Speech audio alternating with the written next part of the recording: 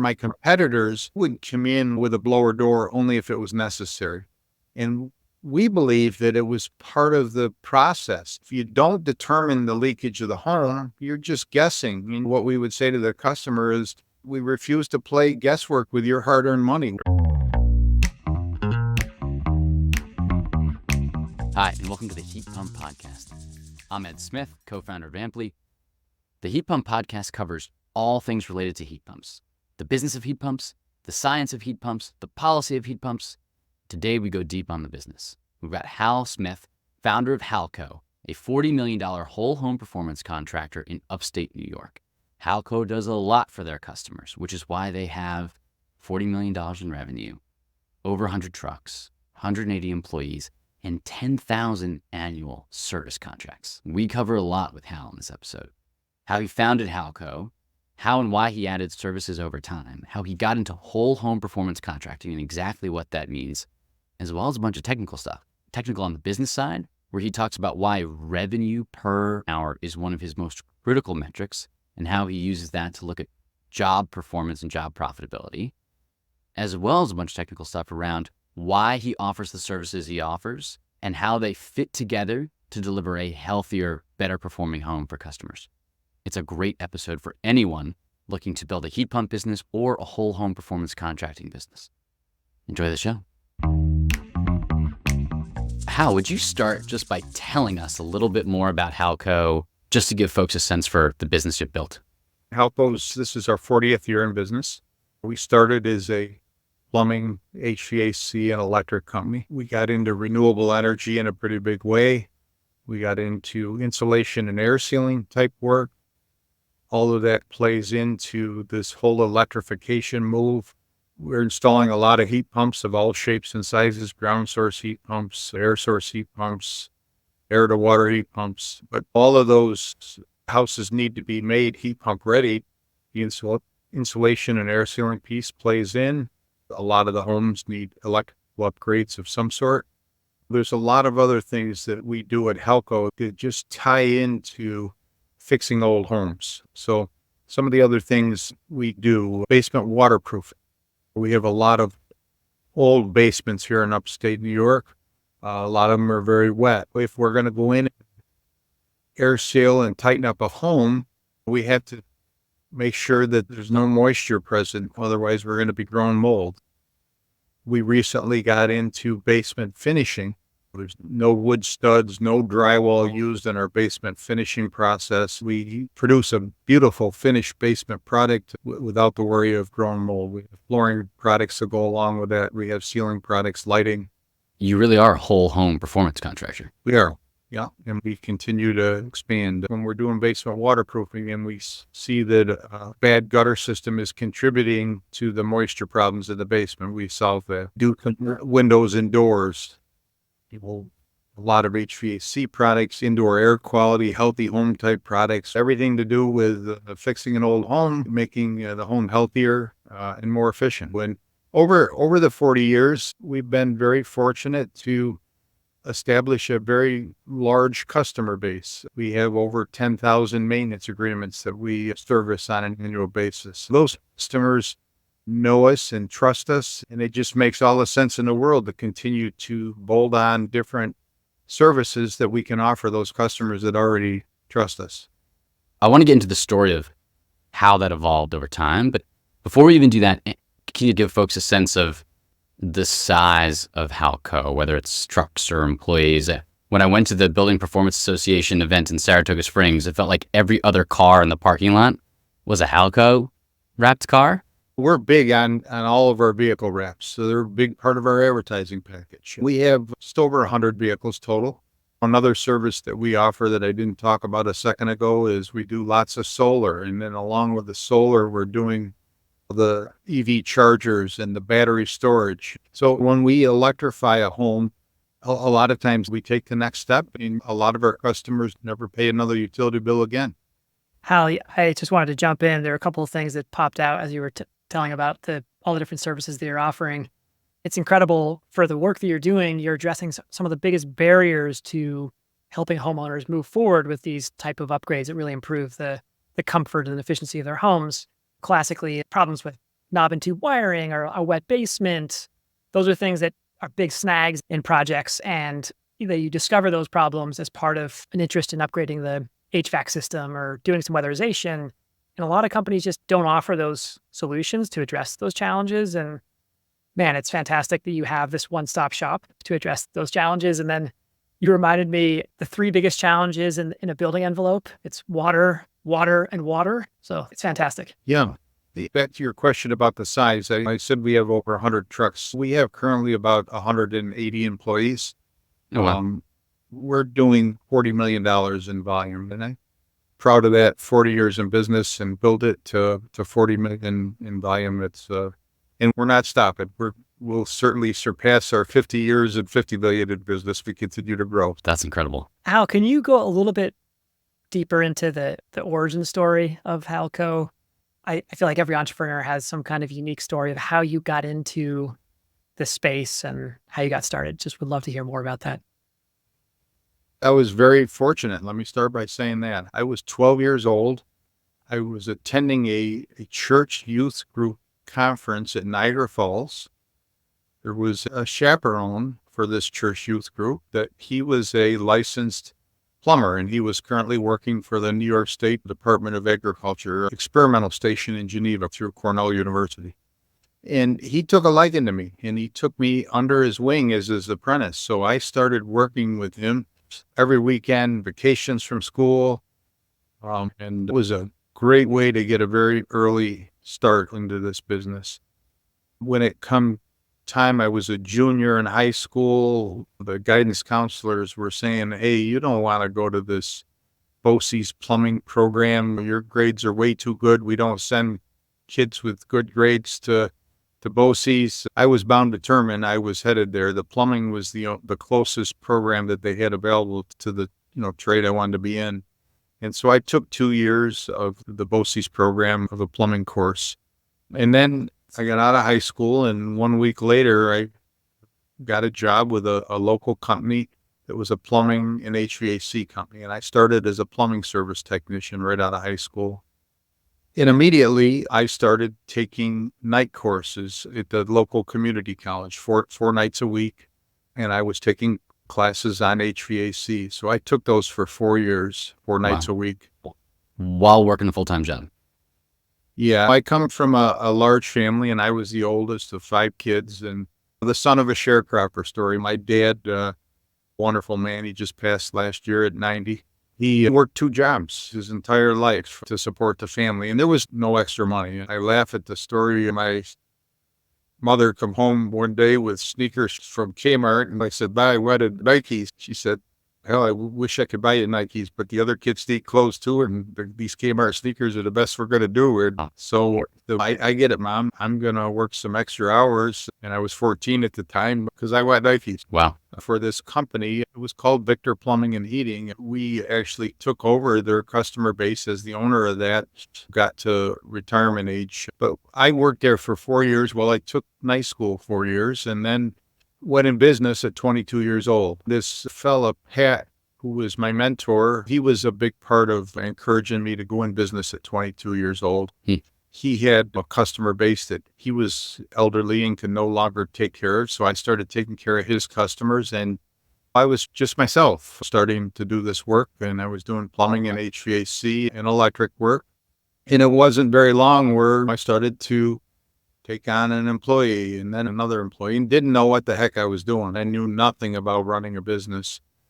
Probably the best thing that a God-given gift was I'm not a guy that quits, because it would have been a lot easier to throw in the towel many times. But I'm just not a person to quit. I keep driving ahead, and I find solutions and make lots of mistakes. In 40 years, we've made tons and tons of mistakes, but then we've done some really great things. One of the things that I did way, way back was I started a maintenance agreement program, and nobody even heard of it at the time, but we called it our Easy Pay program. So all of our maintenance agreements, our customers pay on a monthly basis, and they can choose the first of the month to pay or the 15th of the month, but it's an electronic transfer out of either their checkbook or their credit card or their debit card, whatever they choose. But now we have 10,000 maintenance agreement customers that are sending us $30 a month, $40 a month electronically. It's a wonderful thing. Yeah. We never have to renew these. If somebody wants to cancel, they simply notify us and we cancel. But we have very few cancellations unless somebody dies or moves, frankly. And we continue to build that. And those customers are customers, again, that trust us. And then when I take on a new product or new service, we send out email blasts and the phones start to ring. So it's a great thing. That's amazing. Can you talk a little bit more about how your various services evolved over time? How did you layer on the additional services that you added? Yeah, it was just trial and error. Again, I had no formal training on how to run a business, tried to hire good people and did hire lots of good people and then hired some that weren't so good and learned as we went on. Work became a necessity because as I was putting in heating and air conditioning, you had to do your own electric work. Took a lot of classes on that, night classes and such. We got to the point where we had taken over another company that was an electric company. So we brought on, there were 6 electricians at that time, and we started doing electric work. And then shortly after that, when we decided to get into the solar business, it was a great fit because the bulk of the work with a solar system is electrical. And so we had to have licensed electricians to do that. I was fortunate to buy this company and bring on these electricians, and most of those original 6 are still with us today. Wow. Now, you had no formal business training. And yet I've now heard early on multiple acquisitions or mergers. Where did you go for business advice or coaching? Like, where did that knowledge come from? Some of the trial and error, again, this fella, Pat, he was a wise old fella and he truly was a mentor and gave me a lot of advice. Now, Pat had always worked for somebody. He was my support and a lot of it was trial and error and just guts and determination.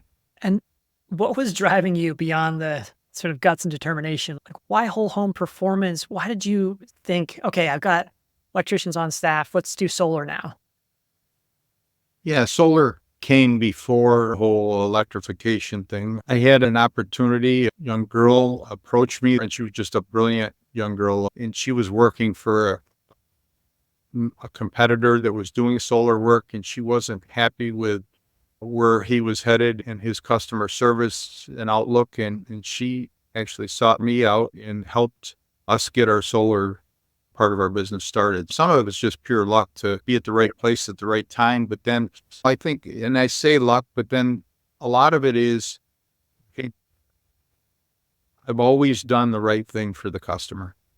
Haven't always made money every year. There's been years we've lost money. There's been years we've struggled. I remember a lot of years ago, and I hope they never come again. I remember the time of having to make payroll with a credit card because there was no money from anywhere. And not always been an easy street. And again, not having a family or any backing of money, we've built it as we've went. But the New York is where BPI is from, and they got started. And there was a big push back in the early days with the BPI, the Building Performance Institute, and you got this new way of doing business and introducing blower doors, and all of a sudden heating contractors around Rochester are starting to buy into this and they're the competitors. And my brother at the time was working for me and he was our main salesperson. I sent him to one of the early BPI classes and he came back and he said, Hal, this is a lot of work. This is a bunch of nonsense. We don't want to get involved in that. And he just, because he was, my brother, Paul was, he was a salesperson and he didn't want to drag out the blower door and go through all of that. Paul actually left us and he became a competitor, frankly. He went in business and still is today. But one of the rewards there, we have a sister company. It's a supply house. About 15 years ago, I bought a local supply house, a plumbing, heating, electric supply house. Even though my brother Paul went out and he's a competitor, he buys all his material from PBS Supply. And is his Palco? No, he named it after his 2 children, Ellie and or it's HWS Smith Plumbing and Heating. So that was a bad joke, Hal. We'll cut that one out. But it's funny you say that. Shad Cook, who's the president of our company, and Shad's been with us, I think, 29 years.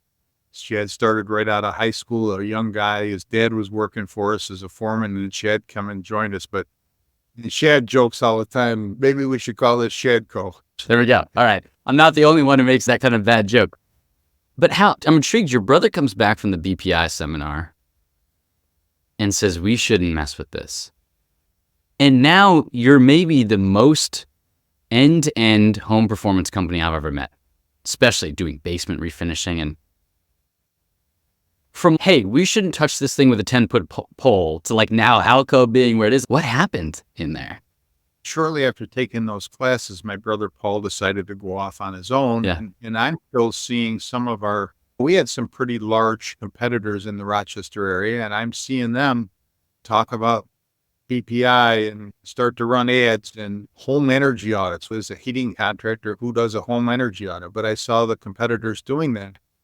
And so I took the BPI classes myself, and I bought in hook, line, and sinker.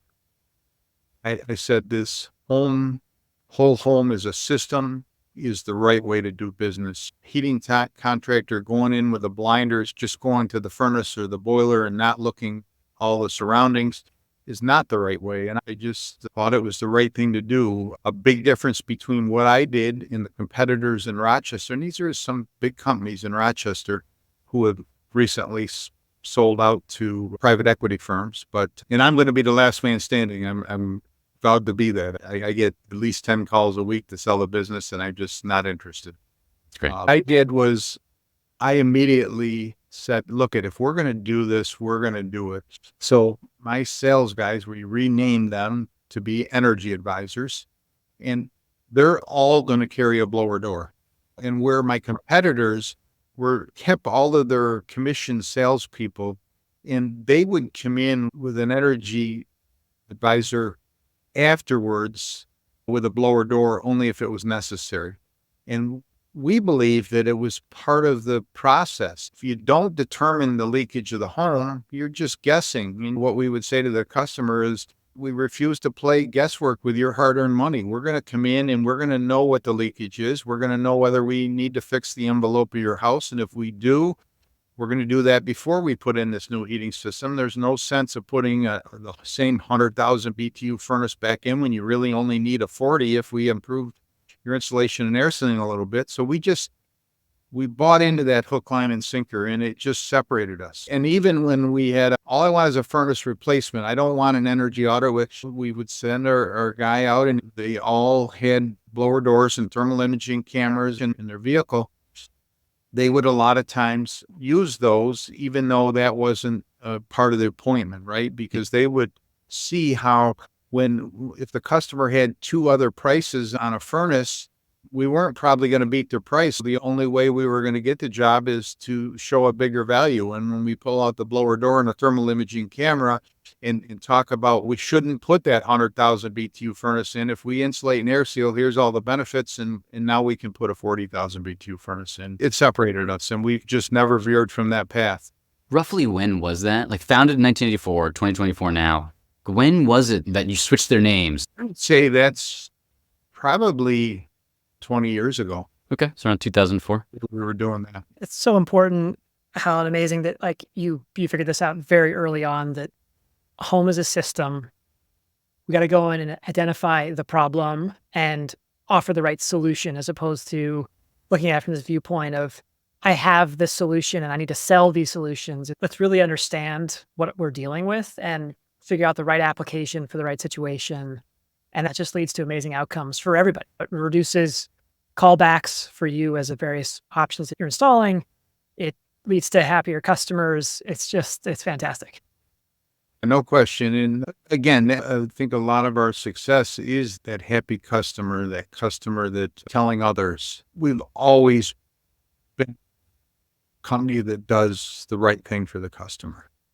And frankly, as some of our larger competitors sell to these private equity firms, that's one thing that I stand on. When there's a warranty issue that maybe is a little on the gray side, I'm going to always rule in the customer's favor because we're all about that customer for life. So I'm not going to worry about that $100 service call today and try to beat the customer up on it because I'm going to be working for them for the next 30 years or whatever. Those private equity firms, because they've got investors to answer to next week, next month, that gray warranty decision doesn't get made in the customer's favor. And now what we're seeing is the employees of those companies that used to be able to say to the customer, don't worry about it, you're covered, are now saying, I'm sorry, you're not covered. And they become disgruntled employees. We have gained so many employees from these companies that have sold out to private equity firms because their employees just don't like how the customers are being treated. Grabbing talent from these private equity acquisitions is a great source of talent. It seems like that's a pretty common thing. Yeah, and I don't fully understand their strategy. They want to come in and do, I guess they do understand it. They want to answer to their stockholders and they forget about the customer and they forget about the employee. And when you do that for very long, it gets around. You lose your customers. You lose your employees. They're a good thing for some people that are they're at the point where they want to sell their business. Yeah. I'm not saying those acquisitions aren't the right thing but for me, I'm in it and I'm having fun every. And one of the best things is that this world of the internet, I can do what I do anywhere. As long as I can take the computer and have internet service, my day all day is I meet with the different departments of employees every day of the week, a different department. I'm not running the meeting, but I'm sitting in and giving input, but I can do that from anywhere. Right. So I'm not strapped to one place. I love what I do every day. Amazing. From the outside, it looks like you almost have the golden touch, given the diversity of services you've been able to add to the business and have a successful, profitable, growing business. Not to make you relive the scar tissue, but would you tell us about trying to add a business that didn't necessarily go well, or like one of those tricky moments? Talk about the solar industry. We had a lot of local programs that were called Solarize, and our local New York State NYSERDA had some very nice incentives to promote people putting on solar, but solar became a big race to the bottom. How much per watt? How cheap can you be? Most of those companies are out of business now. They didn't survive. And we wouldn't have survived if that was our only line of business. And so the solar work we do right now is for our existing trusted customers, and we're certainly never the cheapest people, but our customers understand that we're going to be there to take care of it, to service it. Everything we do, we offer a 10-year bumper to bumper, no exception, parts and labor warranty, as long as the customer maintains the equipment with us on an annual basis. We give them a complete bumper to bumper, no exception warranty. Solar is one of those businesses that, and then you had big panel manufacturers that were promising you the world, and then pretty soon they're out of business. And then they're competing with all these companies from China and such that were selling cargo loads of panels from a company that was already out of business. It ended up being not a pretty thing, but we persevered it and it stayed in the solar business. We went from having 4 full-time crews pumping out lots and lots of work, and we actually went for a number of years right down to just 1 crew, but now we're back and growing that business again. You can't get sucked into that who can be cheapest, because if you're going to service that customer long-term and be there for them, we answer our phone live in-house 24/7, 365. I have somebody answering the phone. It gets cold here in upstate New York. Yeah. If they got no heat, if it's 2:00 in the morning, we need to find a way to provide that service. So we're not only answering the phone, we have staffed technicians, and we can talk a little more about that, how we do that, but we're always there for the customer, and they're not calling and getting an answering service ever. So that's another reason for our success, is because we believe in some of that old-fashioned customer service. Dial our phone and somebody answers all the time. Somebody who's an actual Halco employee answers all the time. For Yeah. sure. Yeah. For a short while, we tried these answering services and try to have no heat at 2:00 in the morning, and you're talking to somebody from the Philippines answering your phone. Yeah. It just doesn't work. Yeah. Doesn't give Totally. you the warm fuzzies at all. No. It doesn't work. This is a perfect spot to transition to get into heat pumps. So you mentioned already that you're doing all flavors of heat pumps: ground source, geothermal, air source heat pumps, air water. What's roughly the kind of the mix that you're doing between those three types of technologies, and why all three? Um, Doing ground source first. We believe ground source is the best. It's the least expensive to operate. It's the most reliable. The life expectancy of a ground source is double that of an air source. So they're wonderful, but they cost a bunch more. So it's not the right solution for everybody. Actually, the only thing in our business that we subcontract out and don't self-perform is the drilling. If we have a ground source and we have to drill a 500-foot hole, we subcontract that drilling. But many of our ground source we're doing in a horizontal fashion, and we do all of that work in-house. We have the big excavators, the dump trucks, so we're able to go in and bury these ground loops. But when it comes to drilling, that is the only thing. We haven't had the best of luck with reliable subcontractors, and so we've chose to self-perform things in-house. And I'd say the air source heat pump really come about when this whole cold climate thing really emerged. And it was like a perfect solution for us. So a lot of times it is about electrifying and eliminating fossil fuels and doing the right environmental thing. A big part of our business is in Ithaca, New York, where Cornell University is, and the Cornell professors are all about the environment. And so they're asking for these products. It's been a wonderful thing because it solved so many distribution problems that existed in these old homes. And here in our marketplace, we have homes from the 1700s, 1800s. We have hardly any homes from the 1970s, 1980s. They just don't exist here. We have all old homes. And there are drastic distribution problems, especially when you're talking both heating and cooling, because these 2 and 3 story homes, because heat rises, getting heat up to that second and third floor isn't that challenging, but trying to air condition that second and third floor is a big challenge. And so these cold climate heat pumps have solved many of those problems. We do a lot of systems where the existing ductwork is not anywhere near large enough to carry the entire home for a heat pump. So we use that ductwork to its full capacity.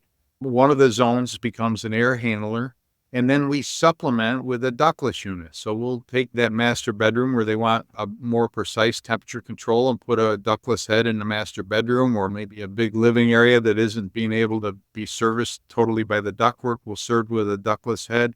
We've been able to combine these systems and come up with solutions like we never could with just straight forced air, conventional heating, cooling, through a whole phase of zoning when we tried to zone these forced air systems. And it's a Band-Aid. You're trying to redirect air and you end up with a lot of air noise because you're bypassing air, and it's just not a good solution. But these cold climate heat pumps, and now we can do the geothermal with the same ductless or combination, ducted and ductless.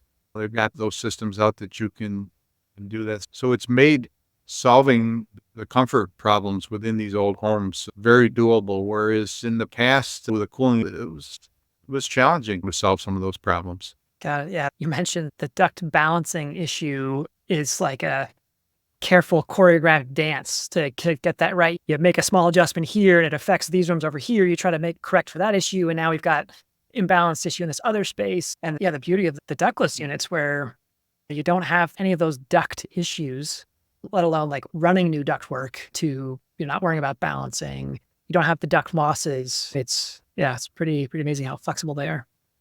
Yeah. And one thing, what you have to do is a very detailed heat loss, heat gain, blower door assisted heat loss, heat gain, duct design, duct side equipment, manual S. You've got the engineering behind these has to be very detailed and very precise. So there's a bunch of contractors out today that are, because the incentives are paying so much per 10,000 BTUs here in New York, every house gets a 5-ton system because we get a bigger incentive, and that just makes me sick. And we continue to fight against that practice. And I think we're making some progress. I started a group. It started out as a peer group, but it has turned into the Building Performance Contractors Association in New York. I'm the president of that.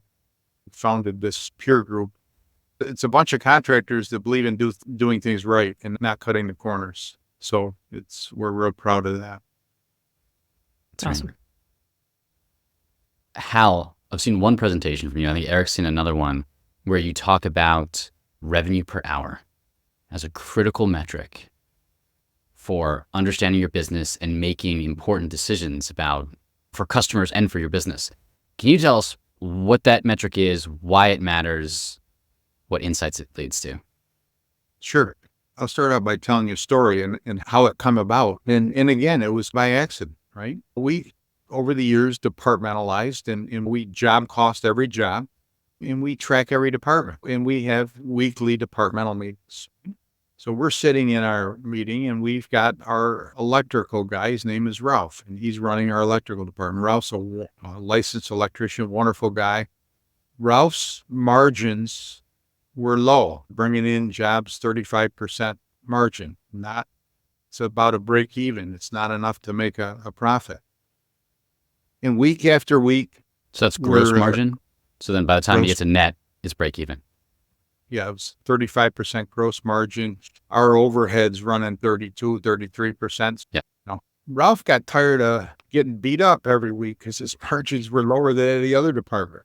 And all of a sudden, Ralph starts to come in, and Ralph was he was smarter than I was. He outsmarted me. He started coming in, and his margins were 55, 60, some weeks 65%. And we're high-fiving Ralph, and we're going, "Attaboy, awesome." What Ralph did was Ralph went out and found a company he was basically just doing time and material work, which they provided most of the materials. So he was selling labor. When you look at labor and you're paying your guys, say you're paying them $30 an hour, and you can sell them at $50 an hour, you can show, or $60 an hour, you can show a good gross margin on labor only. Problem is, labor is the one thing that you can't go get more of. There is just if you want more skilled labor, you have to build it yourself from within. You don't just go out on the street. It's easy to go buy more material, right? So Ralph was using all of his labor force, selling it at, let's call it $60 an hour, where we really needed to sell it. If we were selling labor only with no material that you could mark up the material, we would need at least $150 an hour to sell that labor. But Ralph was selling it at 60, and we were high-fiving him because he was bringing in great margin. I'm going, how does this happen? How did I not realize that when you sell labor only, you could show a great margin? Because every class I took, that's how they teach you how to your job cost, and you keep track of your gross margin. Works well when you have a good balance of material and labor. When you have a job that is very high labor and low material, you don't want to look at it by gross margin, because you're going to fool yourself. You're going to think this is profitable work, and all you did is just suck up all your skilled labor, and you got none left to do the other work. Wow. So what we started to do, we started to say, we have to start tracking these jobs not only by the gross margin, we also have to track them by how much did we make per hour with every skilled person on the job, every skilled labor. And it's really, once you're job costing, that's just a little bit more math. So now when we report out, and our energy advisors are all paid on profitability. So their pay is if they sell something at a book price, they're going to get the top commission. If they discount it, which is going to come in at a less profit, they're going to take a bit of a haircut right along with the company. And that's a conscious choice they make. So when we send out these job costs, every job has a gross margin and has a how much per hour. And so as we track all of our energy advisors, they're all scored on, here's your weekly average, here's your year-to-date averages of both gross margin and how much per hour. And it's just, led to us not doing these labor intense, no profit jobs where you would find it necessary to sell your labor at $50 and $60 an hour and you can't survive. Tell us an example of a high labor, low materials job that you would stay away from as a result of this. Ductwork. Yep. And what a wonderful thing that we now got all these ductless heads at our disposal. Yep. Because we used to have to go in an old house to properly serve it with ductwork. You can spend 2 and sometimes 3 weeks running proper size ductwork. And ductwork isn't a lot of dollars in material. It's relatively inexpensive. You might have $1,000 worth of ductwork and 2 people for 3 weeks worth of labor trying to run this ductwork throughout this old house.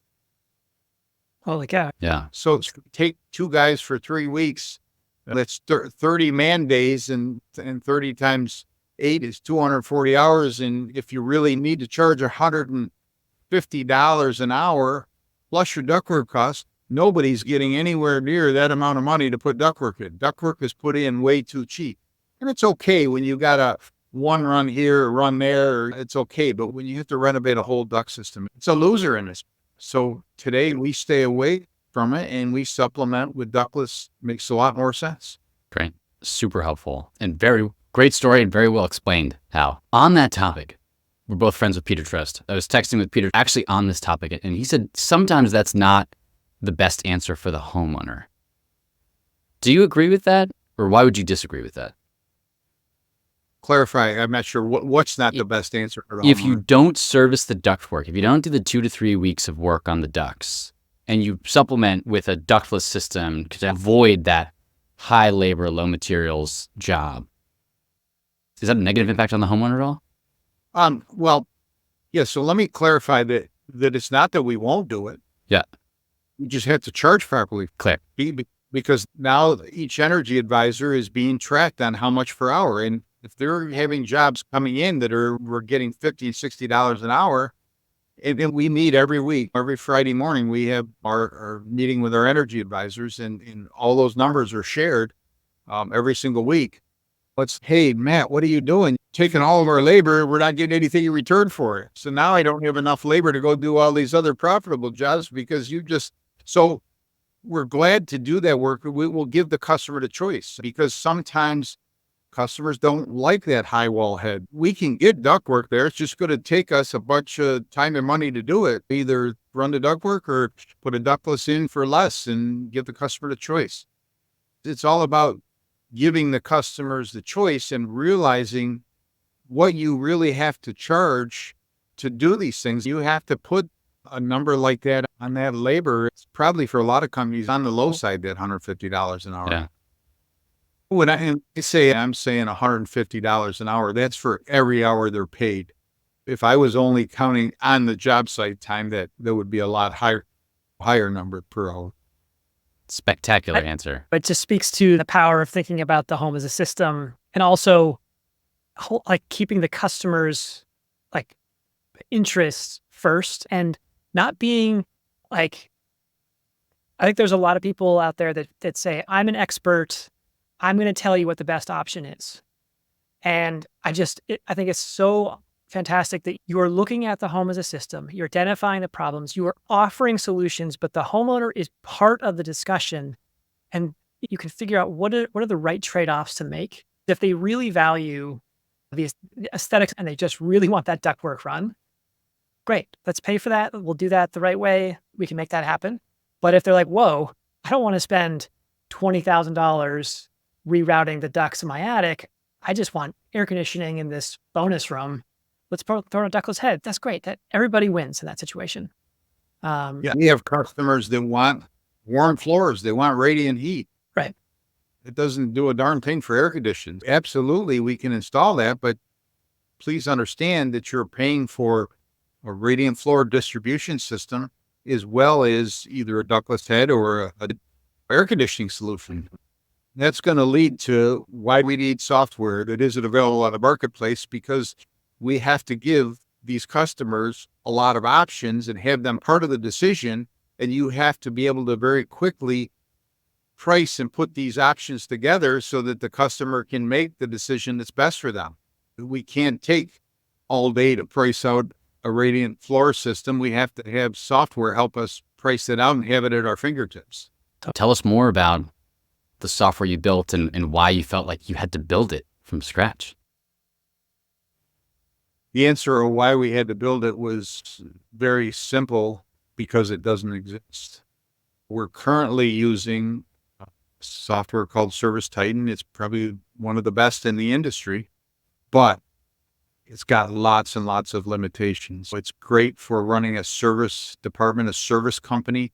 It's not so great for going out and giving all these options and radiant floor and ductless and geothermal and all. You got to get the different pricing is just endless of all the things you have to have at your fingertips, and Service Titan doesn't have anywhere near the capability. So we've had to build a software to work along with. We haven't tried to build a complete CRM software. We use Service Titan for that, but we've built on the pieces to use along with Service Titan that do the things that Service Titan doesn't do.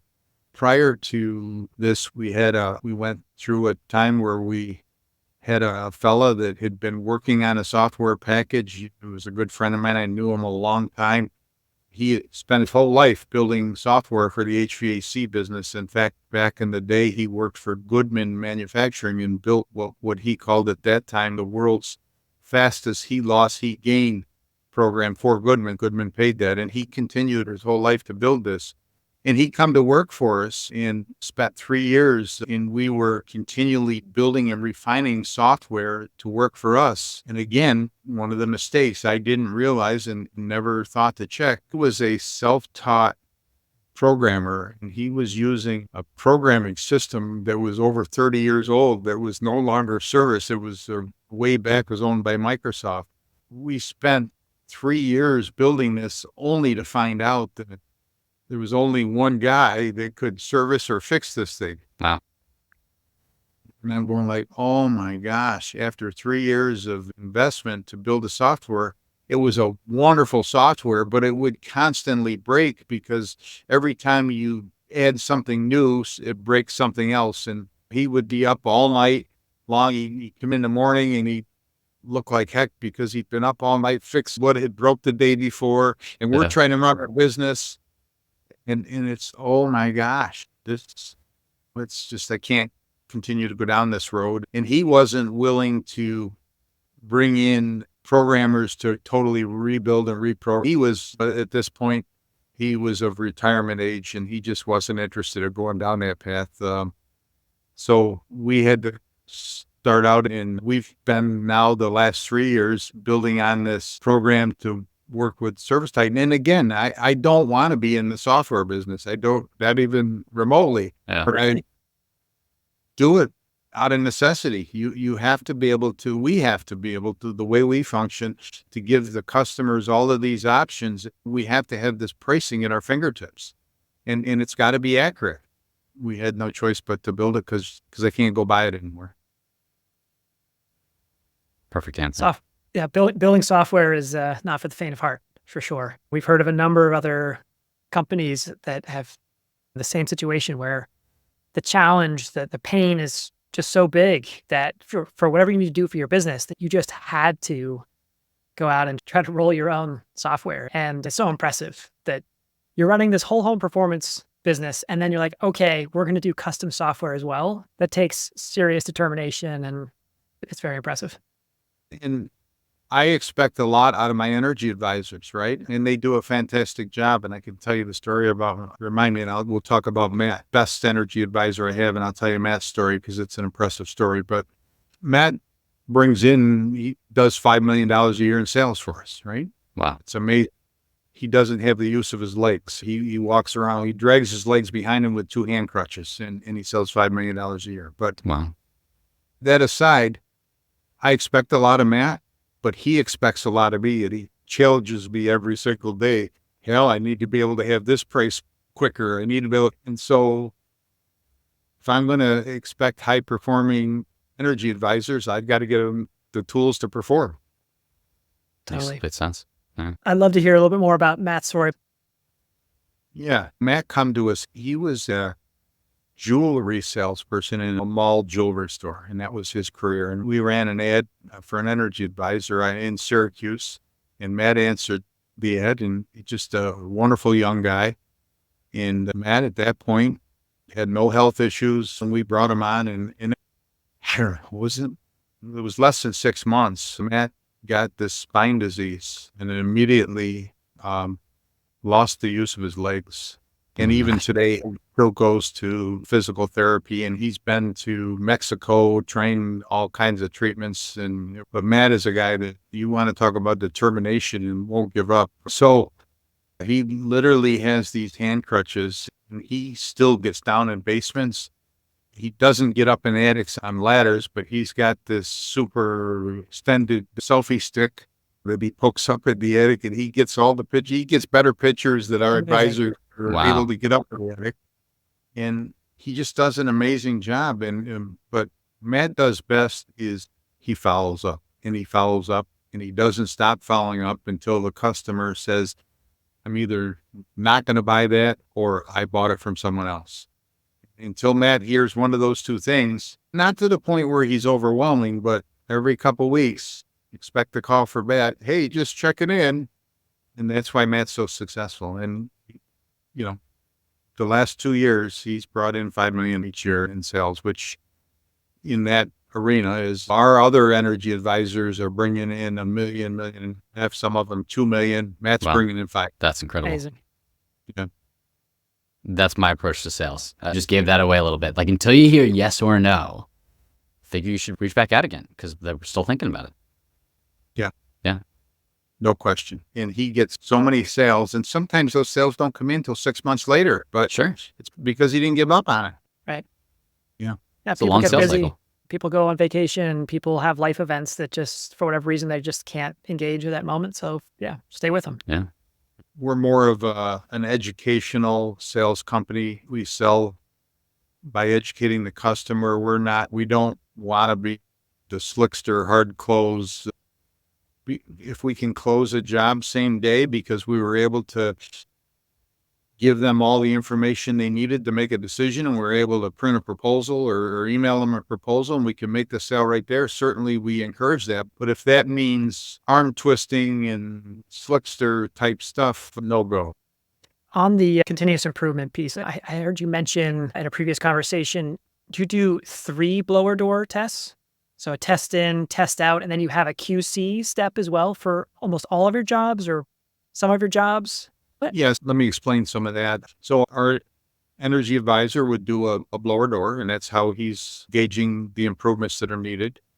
If we're doing shell work, insulation, air sealing, that crew comes and does a test in blower door because they've got to verify. I want them to see for themselves, hey, this is what the energy advisor said the blower door was. I want them to take their own so they know their starting point.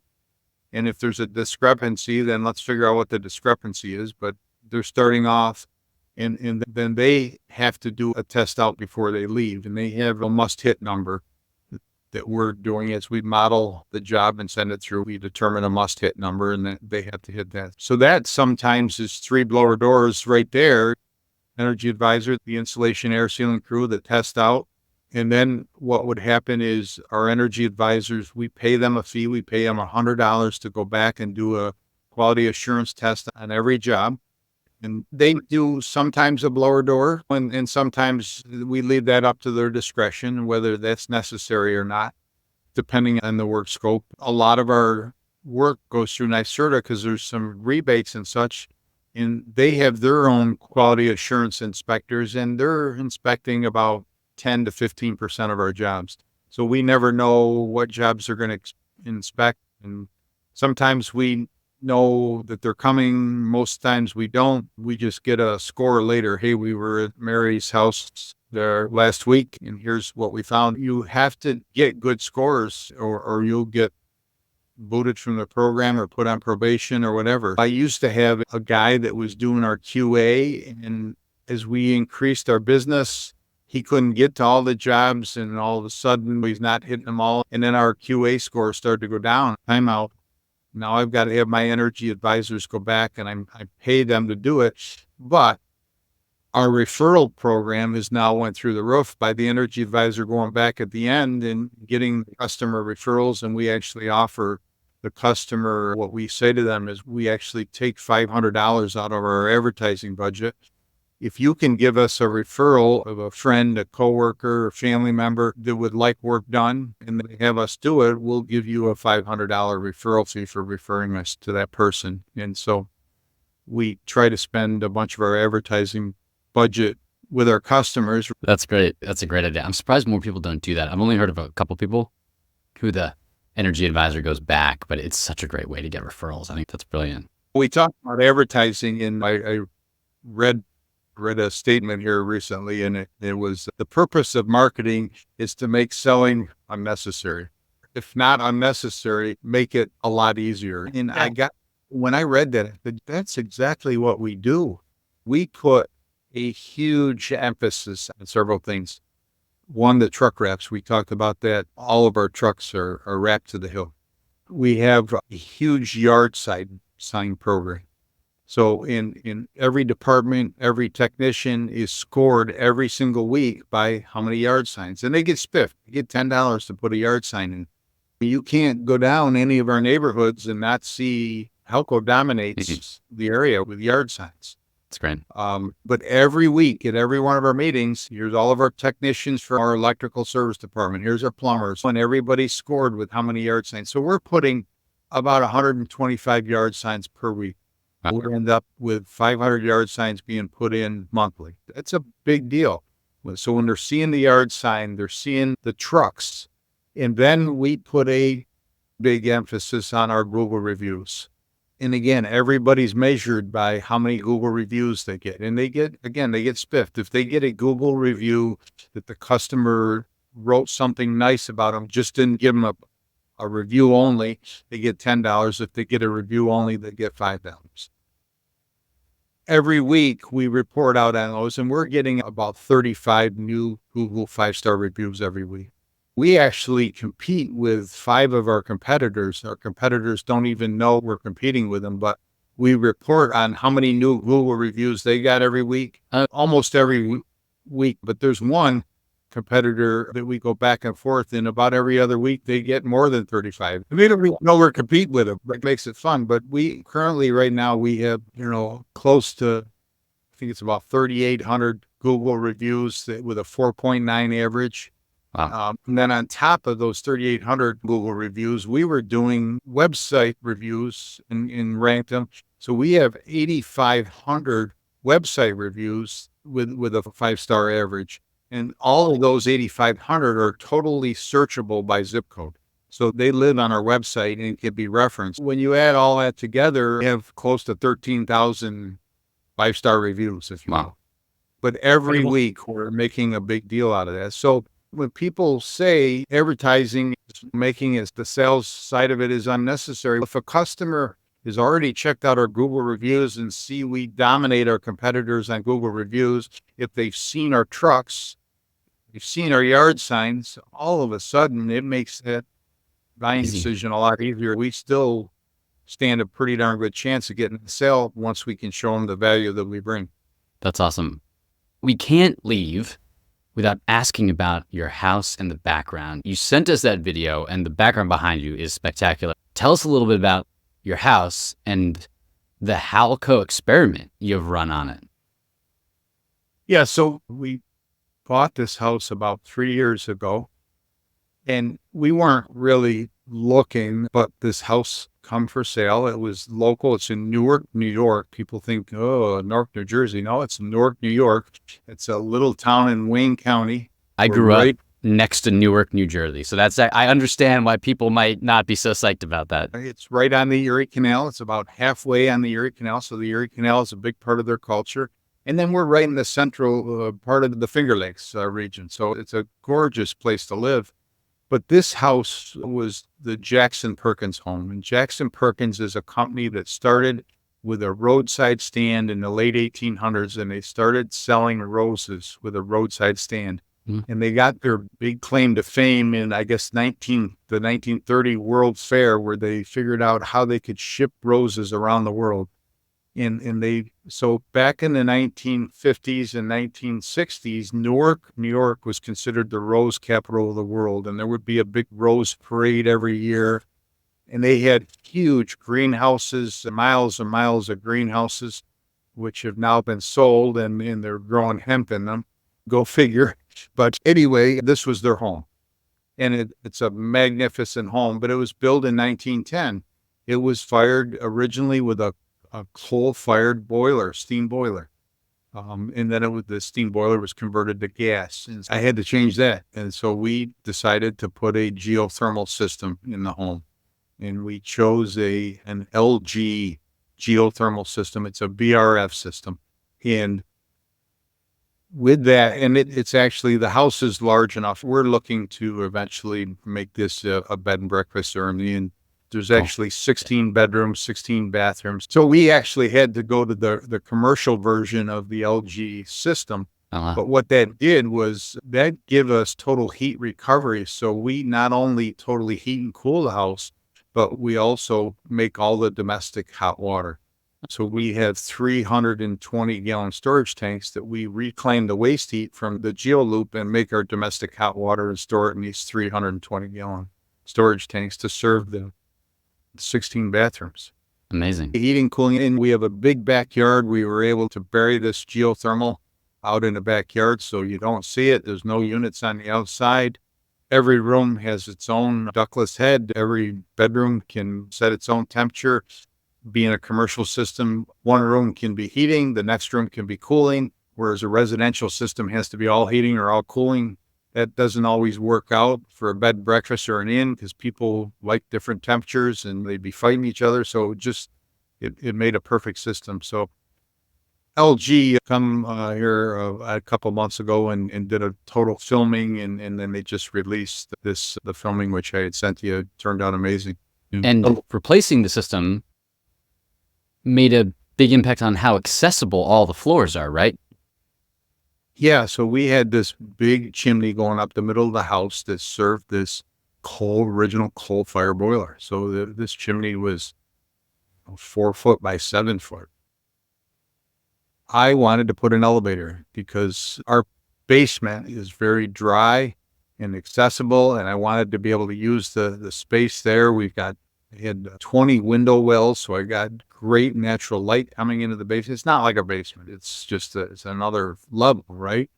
And the attic is amazing. The attic has all these dormers out this clay tile roof, just beautiful views, and I wanted to be able to use the attic. So there's four floors of living area. With 4 floors, you need an elevator. We'll try to figure out how do you put an elevator in an old house without cutting up the house or putting a big elevator shaft on the side of the house, which would just ruin the aesthetics. What we did was we took this chimney down because we didn't need it anymore because we took the coal-fired boiler out. And we took it down brick by brick from the roof all the way to the basement, which was a chore. They give us a natural elevator shaft, and we were able to put an elevator in that served all 4 levels. So very cool. It's awesome. That's very cool. Awesome.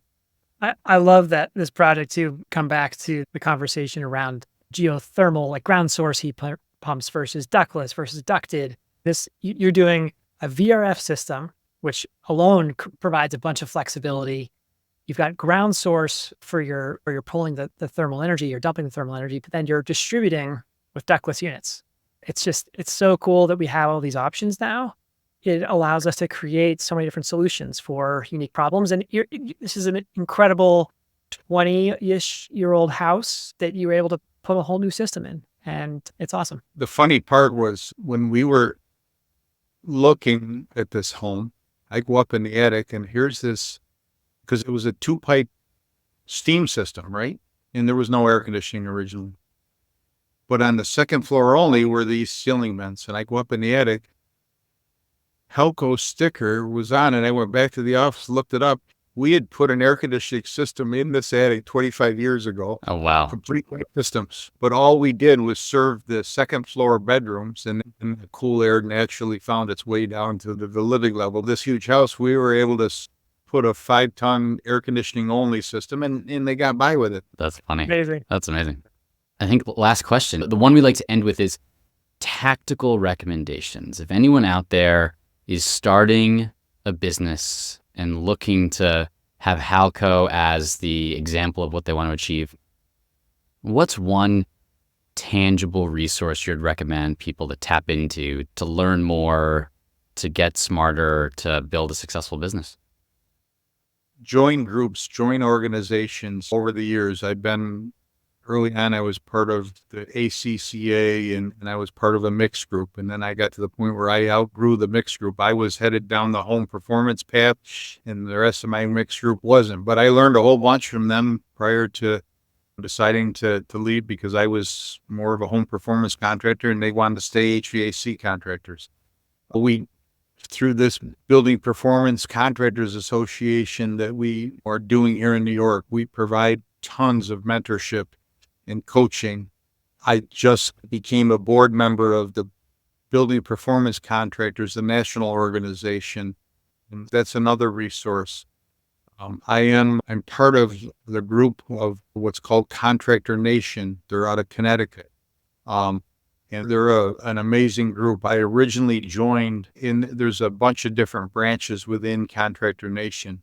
I joined what was called Dr. Energy Savers, and that was their insulation air sealing piece. Their specialty and where they started was basement waterproofing. So when we decided to take on basement waterproofing, they were the perfect partner to learn from, because that's what they had been doing. And they have 400 plus dealers across the country doing basement waterproofing. Basement finishing, the same way they do that. They have a gutter solution. So a lot of the pieces that I've been able to bolt on is because I partnered with Contractor Nation. And how that works is you're part of this network of contractors, and there's all kinds of sales classes and there's all kinds of technical training, but you get all of those resources because you buy your products through them, right? So as a Dr. Energy Saver dealer, I buy all my spray foam from them and I buy all my cellulose from them, and I'm paying market rate prices. I'm not overpaying for the product, but in return, I get all of this technical training, sales training, and the basement finishing, the same way the basement waterproofing. That's how they make their living, is by they sell their products to all their dealers. So it's been a wonderful partnership, amazing people, all very ethical businesses that they promote.